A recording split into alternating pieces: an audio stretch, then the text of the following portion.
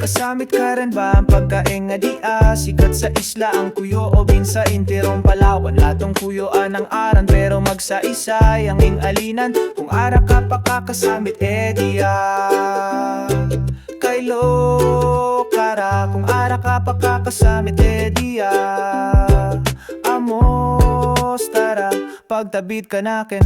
Amos tara sa magsaysay dayon tang kalatoan sa Rizal kung sa din makikita ang sikat na latong kuyo dige duro tama. Matitilong klase pagkasabor pa latong kuyo number 1. Maski sa din magpakon sa intirong Palawan. Latong kuyo anang aran pero magsaysay ang ingalinan. Kung ara ka pa kakasamit dia Kaylo kara kung ara ka pa kakasamit dia Amos tara pagtabid ka nakin.